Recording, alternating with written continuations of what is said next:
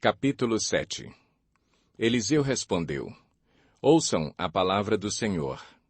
Assim diz o Senhor: Amanhã, por volta desta hora, na porta de Samaria, tanto uma medida de farinha como 2 medidas de cevada serão vendidas por uma peça de prata. O oficial, em cujo braço o rei estava se apoiando, disse ao homem de Deus: Ainda que o Senhor abrisse as comportas do céu, será que isso poderia acontecer? Mas Eliseu advertiu: Você o verá com os próprios olhos, mas não comerá coisa alguma. Havia 4 leprosos junto à porta da cidade. Eles disseram uns aos outros: Por que ficar aqui esperando a morte? Se resolvermos entrar na cidade, morreremos de fome. Mas se ficarmos aqui, também morreremos. Vamos, pois, ao acampamento dos arameus para nos render. Se eles nos pouparem, viveremos. Se nos matarem, morreremos. Ao anoitecer, eles foram ao acampamento dos arameus.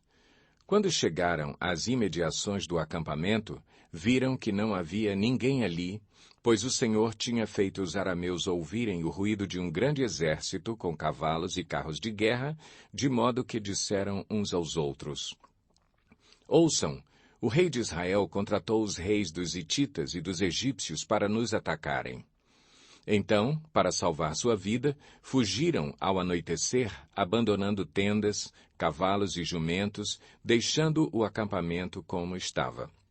Tendo chegado às imediações do acampamento, os leprosos entraram numa das tendas. Comeram e beberam, pegaram prata, ouro e roupas e saíram para esconder tudo. Depois voltaram e entraram noutra tenda, pegaram o que quiseram e esconderam isso também. Então disseram uns aos outros: Não estamos agindo certo. Este é um dia de boas notícias e não podemos ficar calados. Se esperarmos até o amanhecer, seremos castigados. Vamos imediatamente contar tudo no palácio do rei. Então foram, chamaram as sentinelas da porta da cidade e lhes contaram. Entramos no acampamento arameu e não vimos nem ouvimos ninguém. Havia apenas cavalos e jumentos amarrados e tendas abandonadas. As sentinelas da porta proclamaram a notícia e ela foi anunciada dentro do palácio. O rei se levantou de noite e disse aos seus conselheiros: Eu lhes explicarei o que os arameus planejaram. Como sabem que estamos passando fome, deixaram o acampamento e se esconderam no campo, pensando: com certeza eles sairão, e então os pegaremos vivos e entraremos na cidade. Um de seus conselheiros respondeu: Manda que alguns homens apanhem 5 dos cavalos que restam na cidade. O destino desses homens será o mesmo de todos os israelitas que ficarem, sim, como toda esta multidão condenada. Por isso, vamos enviá-los para descobrir o que aconteceu. Assim que prepararam 2 carros de guerra com seus cavalos, o rei os enviou atrás do exército arameu, ordenando aos condutores: Vão e descubram o que aconteceu. Eles seguiram as pegadas do exército até o Jordão e encontraram todo o caminho cheio de roupas e armas que os arameus haviam deixado para trás enquanto fugiam. Os mensageiros voltaram e relataram tudo ao rei. Então o povo saiu e saqueou o acampamento dos arameus. Assim, tanto uma medida de farinha como 2 medidas de cevada passaram a ser vendidas por uma peça de prata, conforme o Senhor tinha dito.